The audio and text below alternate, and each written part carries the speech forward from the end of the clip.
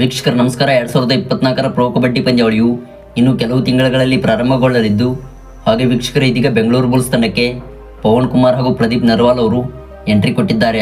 ಇನ್ನು ಬುಲ್ಸ್ ತಂಡದ ಅಭಿಮಾನಿಗಳಿಗೆ ಸಂತೋಷದ ಸುದ್ದಿಯಾಗಿದೆ. ಹಾಗಿದ್ದರೆ ವೀಕ್ಷಕರು, ಇವತ್ತಿನ ವಿಡಿಯೋದ ವರದಿಯನ್ನು ತಿಳಿಯೋದಕ್ಕಿಂತ ಮುಂಚಿತವಾಗಿ ನೀವು ನಿಜವಾದ ಬೆಂಗಳೂರು ಬುಲ್ಸ್ ತಂಡದ ಅಭಿಮಾನಿಗಳಾಗಿದ್ದಲ್ಲಿ ದಯವಿಟ್ಟು ಈಗಲೇ ವಿಡಿಯೋಗೊಂದು ಲೈಕ್ನ ಮಾಡಿ. ಹಾಗೆ ವೀಕ್ಷಕರೇ, 2024ರ ಪ್ರೊ ಕಬಡ್ಡಿ ಲೀಗ್ನಲ್ಲಿ ಯಾವ ತಂಡವು ಗೆದ್ದು ಬೀಗಲಿದೆ ಎಂದು ದಯವಿಟ್ಟು ಕಾಮೆಂಟ್ ಮಾಡಿ ತಿಳಿಸಿ.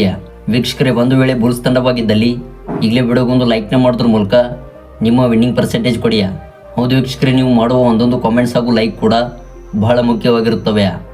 ಹೌದು, ಈಗಾಗಲೇ 2024ರ ಪ್ರೊ ಕಬಡ್ಡಿ ಲೀಗ್ಗೆ ಎಲ್ಲ ತಂಡಗಳು ಭರ್ಜರಿಯಾಗಿ ಸಿದ್ಧತೆಯನ್ನು ನಡೆಸುತ್ತಿವೆ. ಇನ್ನು ವೀಕ್ಷಕರೇ, ಇದೇ ಆಗಸ್ಟ್ 15 ಮತ್ತು 16ರಂದು PKL 2024ರ ಹರಾಜು ನಡೆಯುತ್ತಿದೆ. ಆದರೆ ಈ ಒಂದು ಹರಾಜಿಗೆ ಬುಲ್ಸ್ ತಂಡವು ಪವನ್ ಶೆರಾವತ್ ಮತ್ತು ಪ್ರದೀಪ್ ನರ್ವಾಲ್ ಅವರ ಮೇಲೆ ಒಂದು ಕಣ್ಣನ್ನಿಟ್ಟಿದೆ.